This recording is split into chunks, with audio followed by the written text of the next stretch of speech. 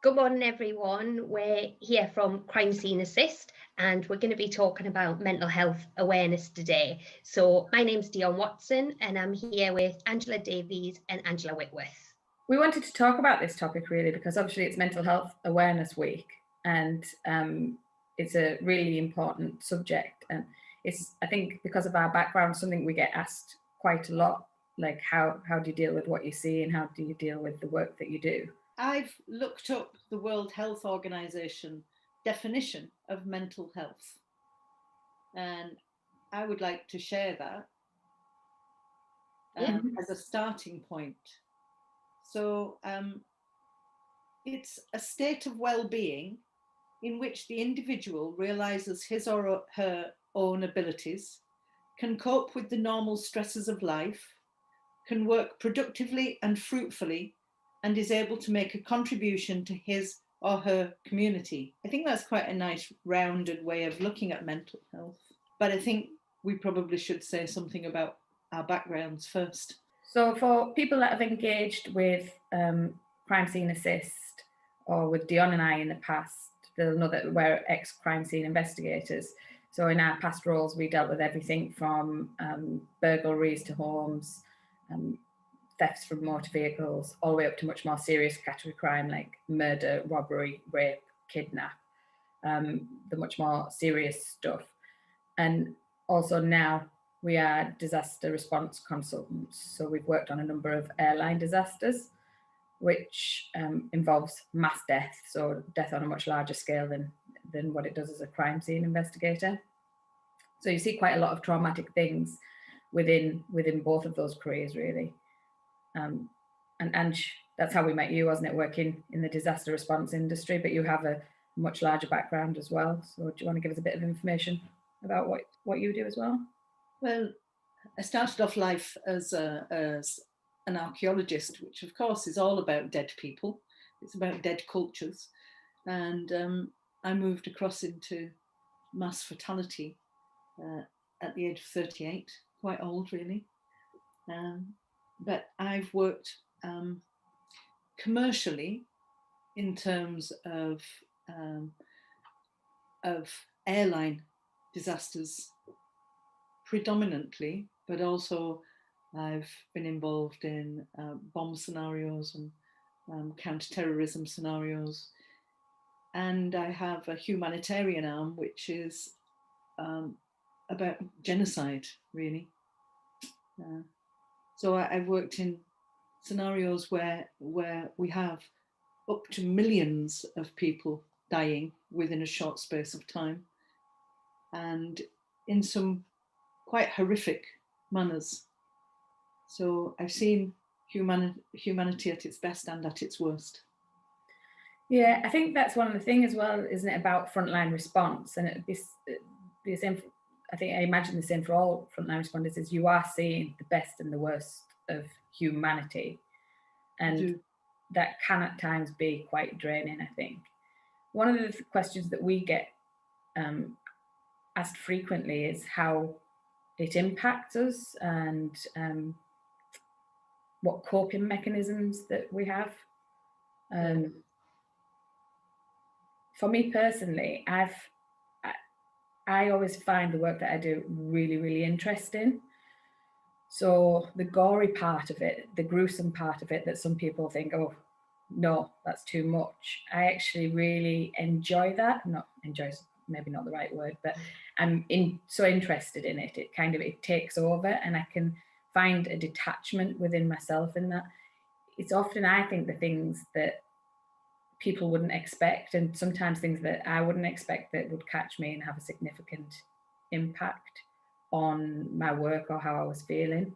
When things become very real, so for me, if I dealt with people who were alive, so in crime scene work, for instance, I once attended a suicide and the family were on the scene and they were, as you could imagine, extremely upset but wanting to get to their son, and the emotion was so high and so raw that it was really, really impactful.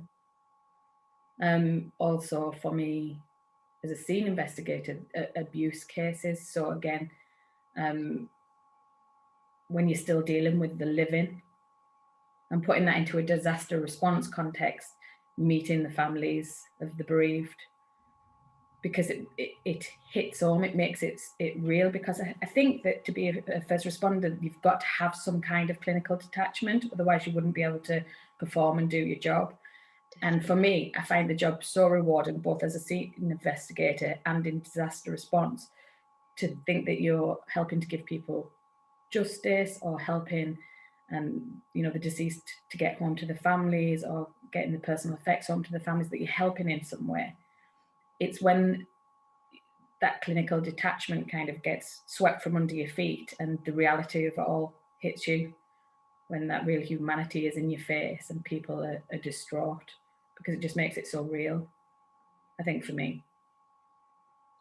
Yeah, I think I'm very similar with that as well. So again, the gory side of things, that doesn't faze me at all. And I think you have to be a certain type of person. You have to have a strong stomach for this sort of work. And I think if you've got that, then the gore side of it isn't bad. Obviously, you do see some horrendous things, but like you say, it's easy to. I find that much easier to detach.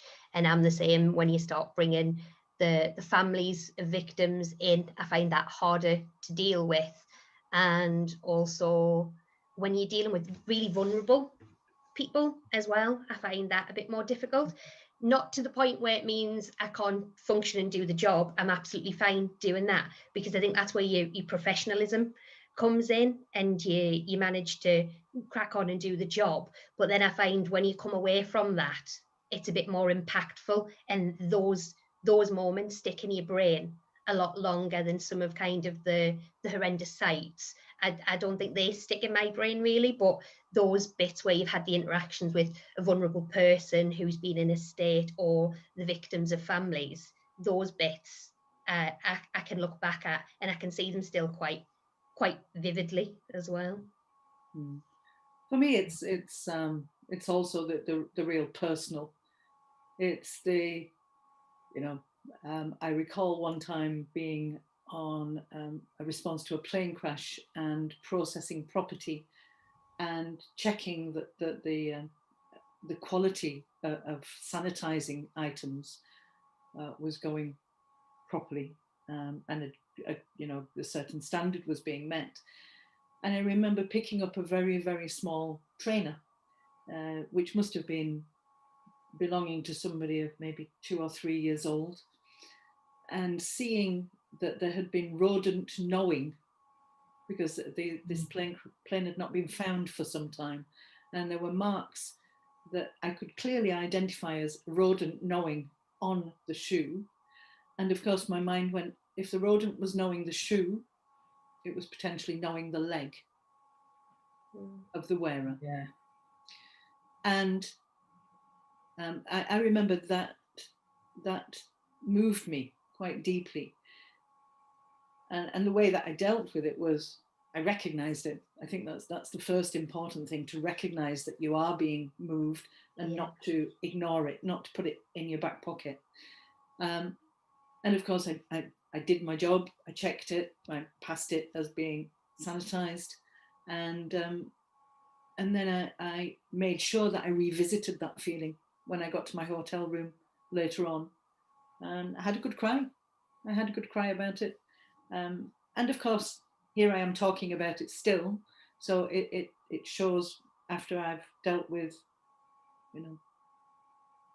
thousands and thousands of deaths now, it shows that made a real mark on me. Yeah. And of course I processed it, and I'm okay with it, but it doesn't stop me from being sad. And there are many occasions where something touches you, and I've experienced others having sadness, and it's usually when something really resonates with you. For example, in another plane crash, a guy I was working with couldn't cope when we were dealing with the items of the crew, because his wife was a cabin crew. Another young woman, when she saw that somebody had been pregnant and she was trying to get pregnant. Again, that it's that real resonance, when it resonates at such a human level that your clinical detachment is no longer detached. Yeah. That it is a real connection. Yeah. That's it, isn't it? Yeah. I think, like you said, with both of those examples as well, it could be a case of something that wouldn't impact you ordinarily, kind of depending on what's going on with your personal life at the time.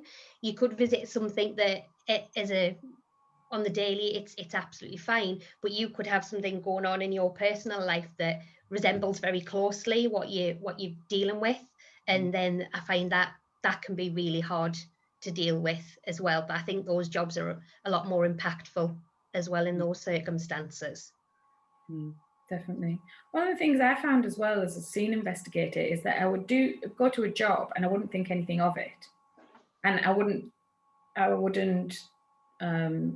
consider it to be traumatic or that I'd been impacted in any way. But what I'd find is a few weeks later, it was still niggling in the back of my mind for whatever reason. I was still thinking about it. And I think sometimes it takes a real awareness to go, oh, actually, you know what? That has had an impact for whatever reason. Yeah. It's still with me. And I think there's a lot that does stay with you. I know there's a lot from scene investigation and from the disaster response work that I will take with me throughout my life. Yeah. And I'm really comfortable saying that. I'm comfortable to say that there's things that have impacted me, things that I've seen that will always sit with me. But I think that often with first responders, there can be a stigma attached, can't there, to being aware and what's the words I'm looking for? Kind of acknowledging and openly sharing your feelings. Yes. Yeah, definitely. I think not just with first responders, with people throughout the arena that I would call the death industry. Yeah. May that be somebody who deals with death on a regular day-to-day basis, such as a funeral director. Yeah. I've experienced a denial from funeral directors in some circumstances, right through to the whole genocide side of things, where people are dealing with death on such a massive scale that it's incomprehensible to other people. But I've witnessed people literally say a bottle of gin is my therapist, which I would absolutely not advocate. No, it's not. It's not really the way to go. Not for mental health. No, I think it can be a short-term crux, as it were. So if you've had a really stressful day, if you come back and have a drink, sometimes it can kind of relax you, can't it, in that moment. But as a long-term strategy, it's not a healthy thing at all for a long-term way of dealing with things. And I think when you've got teams that are often thrown together in circumstances like this, we're usually away from home. We're away from our usual support network. Where do we gather? We gather in the bar, we have a few drinks, we have a few laughs, and laughing is a great therapy. Laughing is a really great therapy. And of course, we all have a tendency to laugh more when we've had a couple of drinks inside us. But it also, I think, allows people to sometimes take down the barriers that mean that they might talk to their colleagues as well, and I've seen really that whole machismo thing where, oh, it was a bit of a tough one today, when actually it's been bloody awful. Yeah. It was a bit of a hard day. Yeah. I think we're all guilty of it too. I think, we all kind of minimize some of the things that we've experienced, because it's not the arena to deal with it, is it? Yeah. When you're doing the work, you get on with the work. And that's paramount. And we're all professionals, so we just get on with it. But every now and again, there is something that's going to get you. Yeah. So how do you guys deal with it? How do you deal with those things?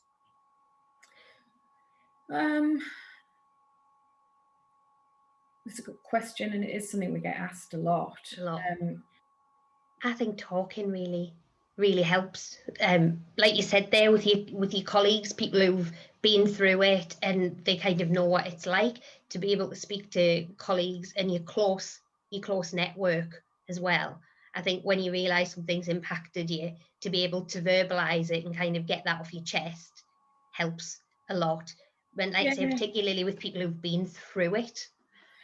I think as well, if you've got a good camaraderie between your team and your colleagues, and you speak up, you'll often find that as people start talking, actually you're not on your own, you're not the only one having those feelings or being impacted in that way, I think.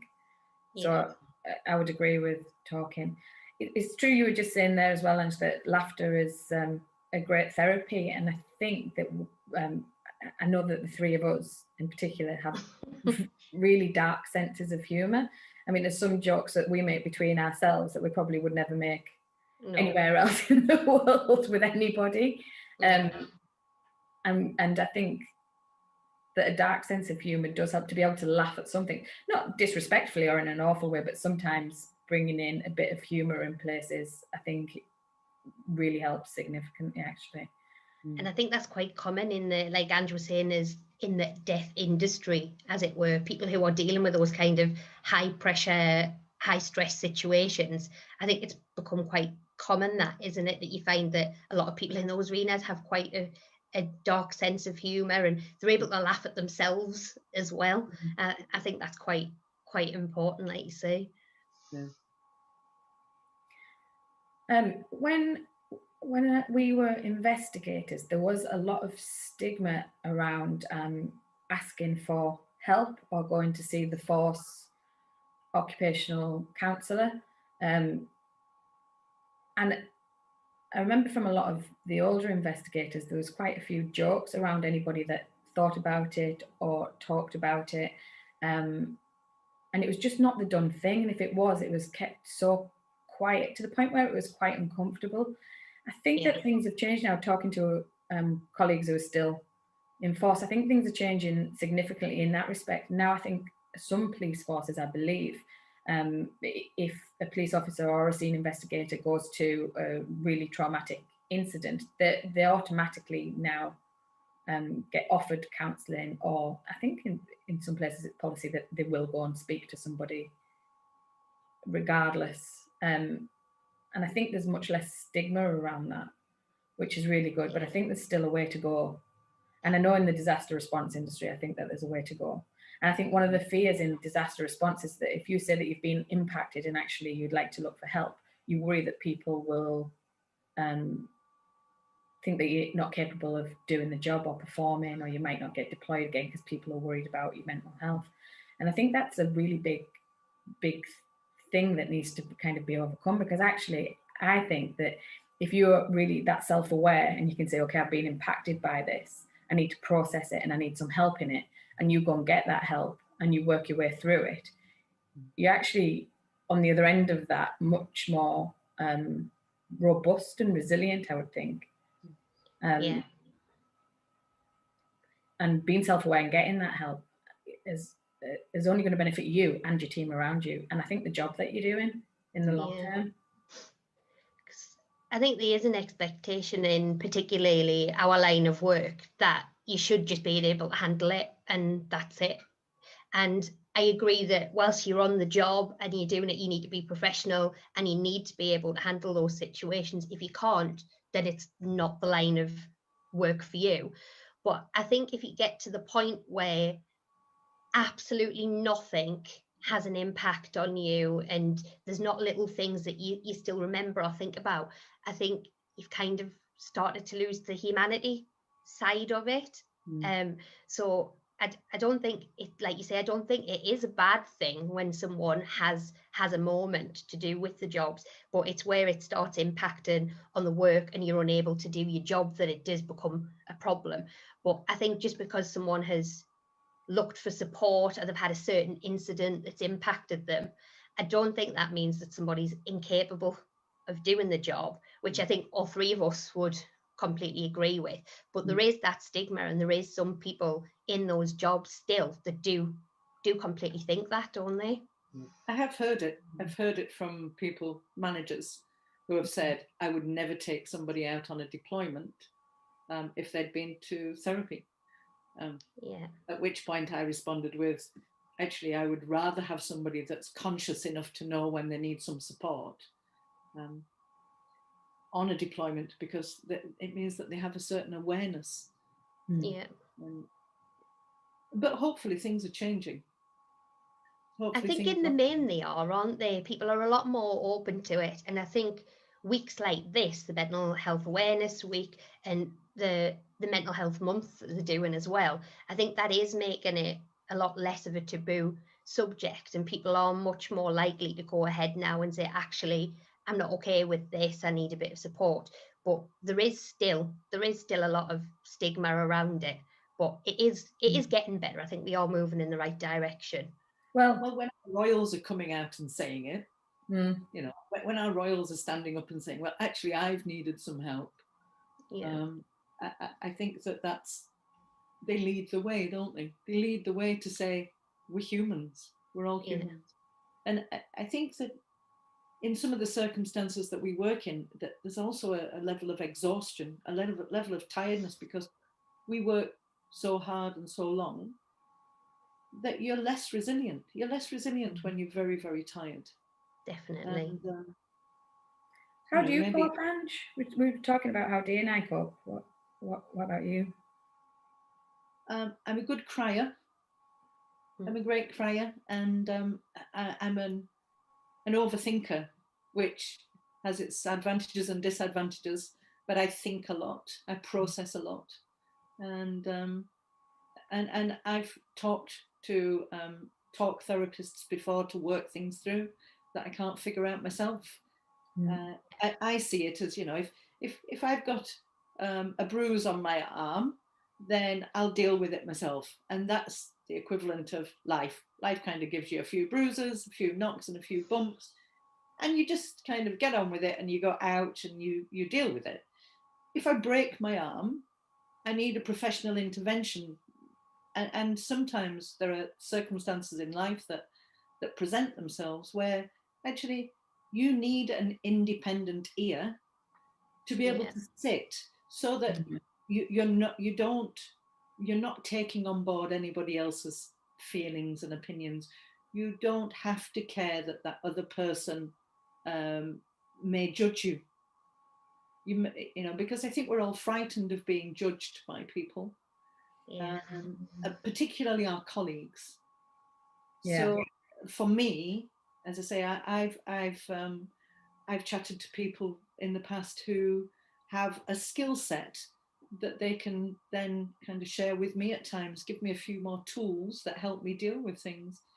So, and again, laughing, crying with friends, you know, laughing with friends.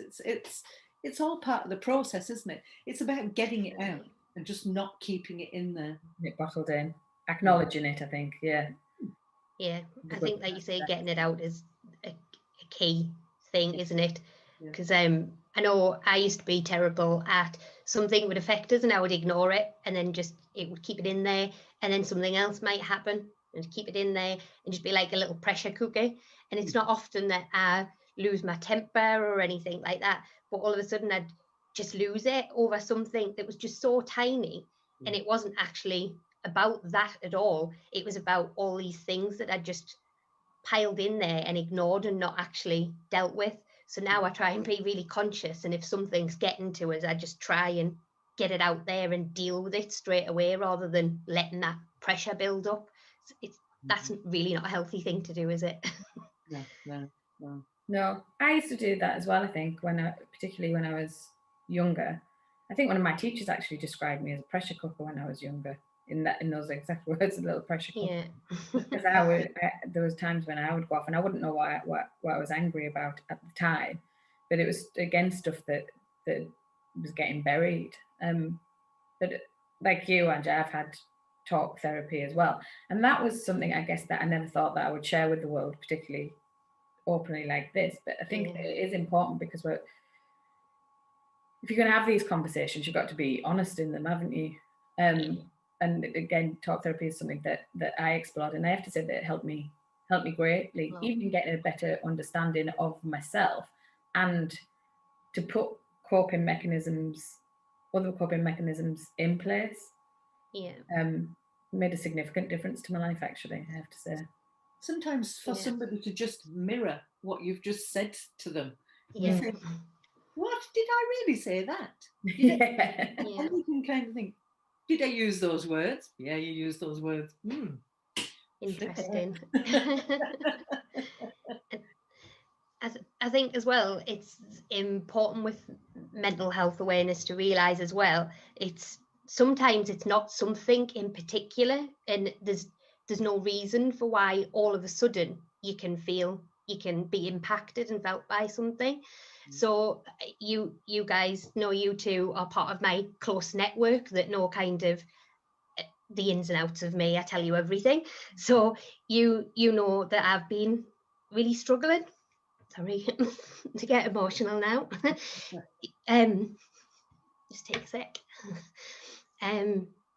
You both know that I've been really struggling over nearly a year now, I would say, isn't it? About a year. And then I think it was come last August, I just had all of a sudden a complete breakdown, really, and I didn't know what had caused it. And for me, I think with the CSI brain and the scientist brain, it didn't make sense. And there was no logic behind it. It wasn't that anything in particular had just happened at that moment. And again, I think it was maybe a build-up of things, and maybe not acknowledging some of the things that I've been through over the last good few years. And I had just a breakdown to the point where I couldn't get myself out of bed. I didn't want to do anything or speak to anyone. I couldn't function with work. And I think I just let everything build up so much that I got to a point of where my body was like, okay, no, we need to listen to this now. We need to act and do something. So like you both said there, you've spoke to talking therapists. And I went down that line and I spoke to a therapist about it and realised actually I was quite severely depressed. And there was no rhyme or reason in that moment why it should happen now. I don't think things with the pandemic helped either, because those normal coping mechanisms that we have, like you guys were saying, going seeing friends, having a laugh, seeing your family, where you can just talk, and even if it's not about particularly something that's bothering you, it just really helps to talk and have a laugh and have some normality. So, yeah, definitely. So I think when that was took away, kind of everything impacted a lot more. So I seen a therapist then, and again, like you two, I found it so helpful. And you were just saying there, Ange, about they'll kind of relay what you've said back to you, and the realization of the way you talk about yourself sometimes is crazy. So for me, if the therapist put us in a situation where she'd say, okay, if Ange was going through this, what would you say to her? And I'd say, oh, well, I'd say this, and it was all really positive and supportive. And then she was like, okay, so now you are going through this. So kind of reflect that back to yourself. And I found that so difficult that I can give that support to other people really easily. But I was finding reasons why actually I didn't deserve kind of that support and that acknowledgement, which was really weird, but really interesting to find how sometimes you can be your own worst enemy, as it were. And not be kind to yourself. We also be kind. And I think a lot of us I know us three are really nice to other people, but sometimes you just don't internalize that for yourself, and you say it to yourself very differently, which I found quite a realization, really. I didn't realize how unkind I actually was to myself until I started the therapy. So I think that was interesting. I think that sometimes, I know that the three of us are really conscientious, and we work hard, particularly if we're on projects, particularly if we're on disasters. We work to the limits. We push ourselves to the max. We're all really methodical. We think a lot, and we want to always do the best job that we can do. And as a result, I think we have really high expectations of ourselves, and so put a lot of pressure on ourselves. And I think that we do that, like you say, internally a lot, without being happily be kind to others and not have the same kind of level of expectation, but to ourselves can be sometimes really our own worst enemies, be really critical, really unkind, and have just expectations that are not really that realistic sometimes. Yeah. And I think as I've been going through this, and I've spoke to obviously you two about it, and there's only really close family and friends that I've spoke about it and who know that I'm going through it. And some of them, as I've told them, they've been really shocked, because I'm usually quite a bubbly person, and I always like to have a laugh. And I think some of my close friends and family were really, really shocked when I said, actually, this is how I've been feeling, and it's one of the reasons I've been withdrawing, is because when I got to the point where I couldn't hold it in anymore, I kind of didn't want people to see it, so I withdrew a little bit. But then now people know. It's amazing actually how many family and friends have come to us and said, oh, I'm really glad you've told us, and actually I've been through something similar. And then they've opened up and told us actually all sorts that they've been going through. And again, from the outside, you wouldn't guess it looking at them. They're going about the daily jobs, they're interacting with people, and you would never guess in a million years that they had been going through it.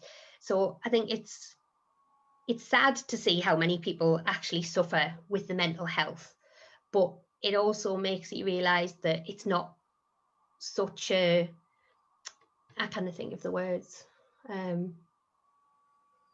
because I feel really stupid about it, and a bit embarrassed and a bit shameful that I feel like this, because I think, well, there's so many people have so much worse going on in their lives, so I kind of make it to myself feel like, well, you shouldn't be feeling like that. What right have you got to be feeling this way, when actually so many other people are going through so much worse? And then I think when you realise, actually, when you speak to people, that actually we all have a lot going on the inside that we find really hard to verbalise and open up with, but there's so many people go through it that it's insane. I'm not sure it helps us all being northern women. Yeah. There is that. It's a cultural thing which is all about just get on with it. Just get on with it. And so therefore we tend to diminish. We don't have that compassion that we have for others. We don't always show that same compassion to ourselves, do we? And so actually I think we deserve a round of applause for being quite courageous here and sharing this with the world. Yeah. Because we do have shame. I think shame. I mean, I think we've all seen Brené Brown. Have you watched Brené Brown, Dee? I haven't. No. Watch her. Watch it. She does a TED talk which is all about our connectivity to other human beings, and how that's at the center of our being. That's at the center of our almost our raison d'etre, is about connectivity to other human beings. But actually, we all suffer these things, these shameful feelings about whatever, and there are so many things we feel shame about. And that is the thing that stops us. It closes down that level of openness that we have with people. It can be quite crippling at times, can't it? Shame can be crippling, absolutely. Awful. I think that's one of the things that can stop people actually going to get support, unfortunately, as well, and opening up because of that shame. Because we're all just expecting ourselves to just get on with it. Yeah, definitely. Did you feel a weight lift do when you did finally kind of speak up? Because we knew that you weren't yourself. Because Yes. we like you say, you normally really kind of upbeat, positive, for a laugh, and you were withdrawing. So we knew that something was going on, but it's just what. Yeah. And so when you finally started speaking to people, did you find that helpful? Was it like a weightlifting for you, or? Yeah, it was a massive, massive weight off. I think actually yourself was probably the first person I spoke to about it. And I think there was one day I just couldn't stop crying. I cried for the whole day. And I'd said to you, I think I'm just feeling a bit low. And I just downplayed it. And actually, just by even saying that to you, you said, well, actually, I don't know that you are just feeling a little bit low. You've actually not been yourself for a little while now, and you seem to have been being a bit tearful actually intermittently, but it's getting worse now. So you said to me, actually, I don't think it is just about that. And I think you told me about an NHS online, like a questionnaire thing you can do. And it asks you questions about anxiety and depression, and it asks you certain questions. And you can do that, and it tells you if it thinks you are suffering with depression or low mood, anxiety, any of those sort of things. And it tells you what it would recommend. So I did that. And I remember it took us a long time to do even the questionnaire. And when I got the results back from it, I again was really upset because it came back and said, actually, I was quite severely depressed. But even in doing that, it was sad to see it kind of written down, seeing it in front of your face. But even that felt like a bit of a relief, because then I was like, okay, there is actually something going on with me here. And then I think it is really hard to talk to people. So I remember as a result of that, it said get in touch with the doctor. So I did. And they said that I had a number of options. So there's medication, there's therapy. And I decided at first to go with therapy. But then even going to speak to my mum and dad, who I'm extremely close with, I talk to my mum and dad about everything. But to go and speak to them afterwards and tell them kind of, actually, I am depressed and I'm going through this and I'm going to see a therapist. I found that so difficult to get those words out of my mouth. Just to say it felt horrendous. But the minute it was said, I did feel like a massive weight was lifted. And then knowing that I had you guys for support there, and my mum and dad knew, and George, my husband, I remember at the time when I told him what you had said about doing this questionnaire and stuff, and I was filling it in, and one of the questions said, how long have you been feeling this for? And there was kind of like a few weeks, a few months. And I'd said, oh, I think it's maybe 2 weeks I've been feeling this low. And he just looked at us and he was like, no, it's not. And I remember you said something similar, and I hadn't even realised the changes in myself, but you lot had, as my support network, had realised these changes going on, and I hadn't even noticed. And then when I reflected back on what you and George had said, I realised actually it had probably been maybe 6 months-ish that I'd been going in this spiral downwards, and I hadn't even realised. But definitely massive weight off for telling the support network and everybody, being able to, you realise, even though I know everybody's there for us and I know I've got a great network around me, when you open up about something like this, I think you realise actually how much support you do have there, which was really good. And the therapy, again, that was a lift off as well. Was, even though we were gentler in doing it, was it helpful that we kind of challenged you and brought these points up?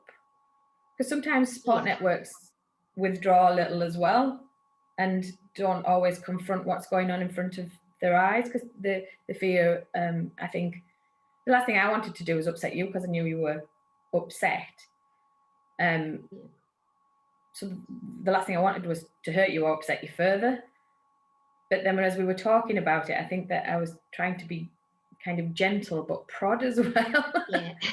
You think that it's a good thing that we were honest with you and what we were seeing? Was that helpful?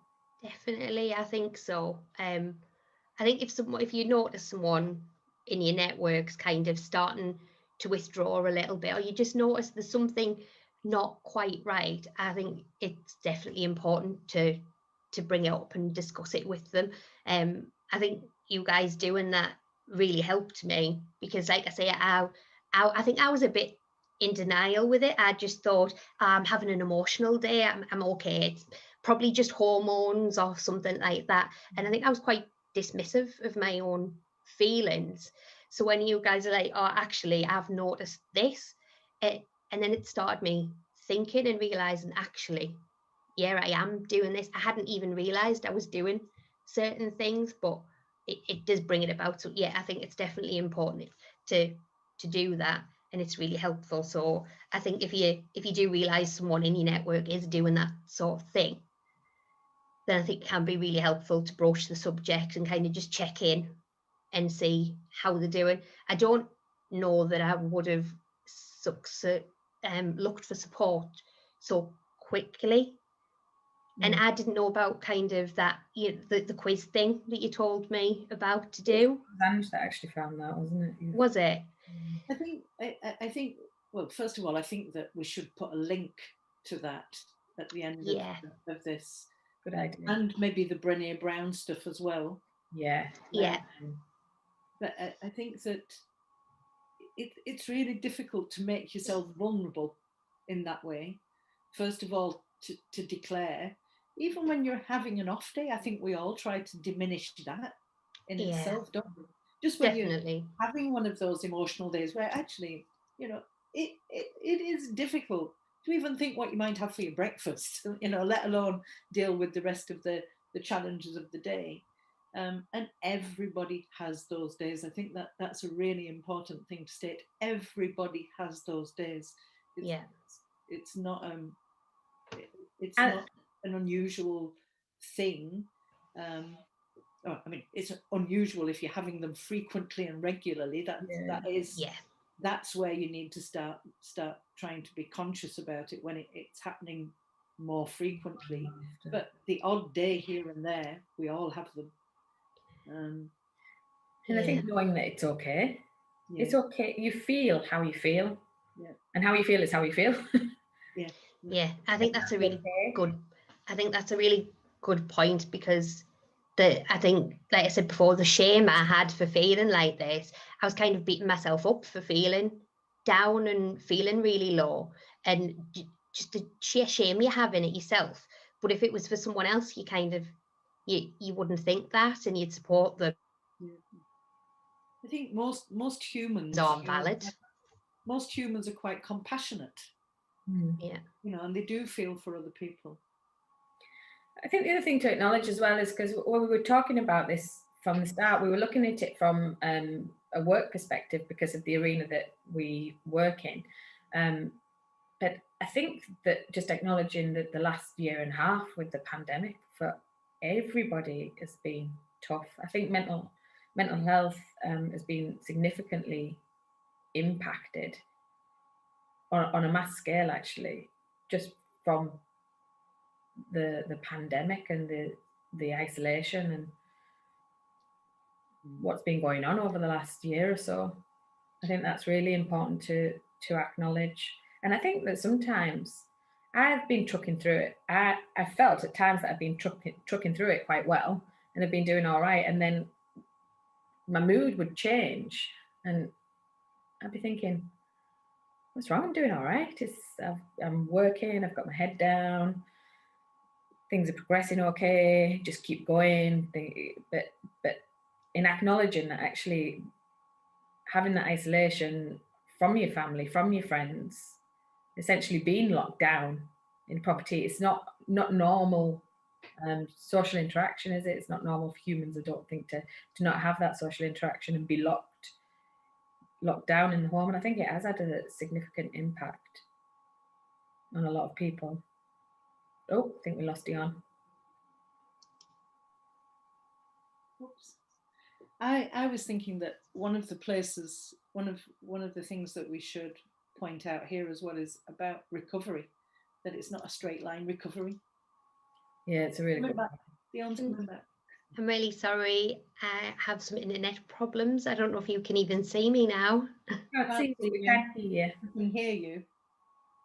I was just saying, Dee, that I think an important thing to talk about as well is that recovery is not a straight line either. You know, it's not that you get the talk therapy, you get the medication, and then everything's plain sailing, and it's a straight line back to, whoa, here we go, I'm back to being myself again. It can be an up and down thing, and to expect that's absolutely normal too. You know, they'll have bad days and good days, but the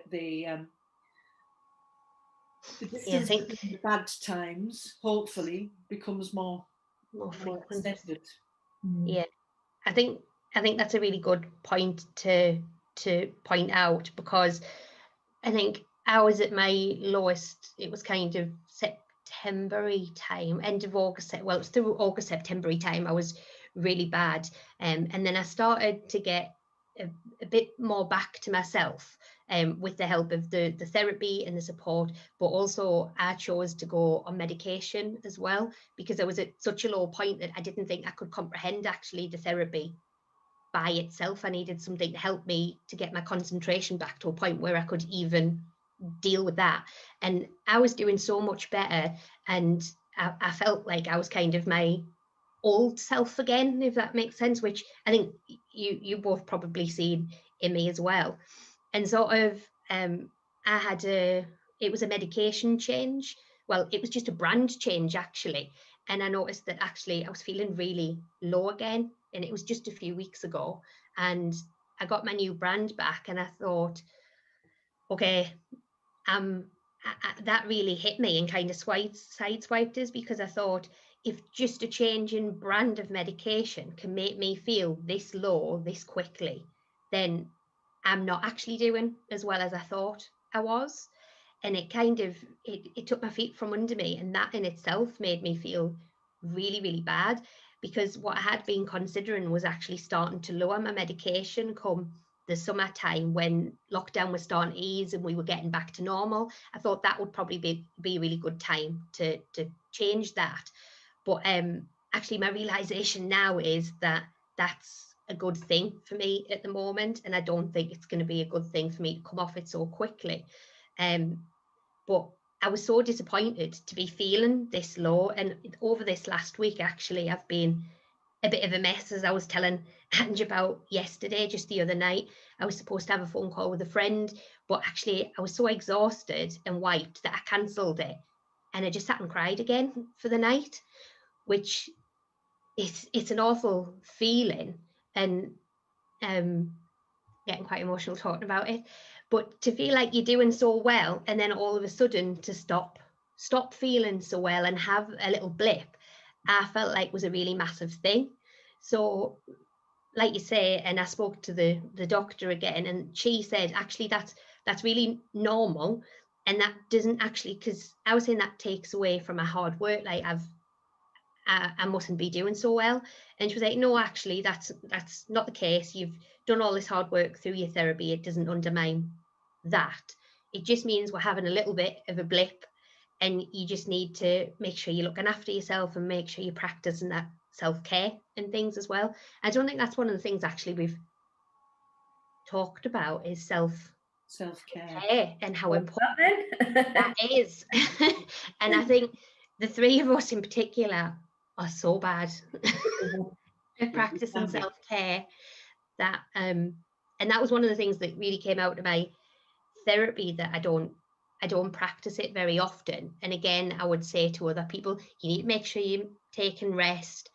When you're not well, you need to make sure you take the rest. And it's important for people to take breaks, make sure you're eating properly. It's all stuff that we don't listen to, really, isn't it? Good at giving advice, just not good at taking it back for ourselves.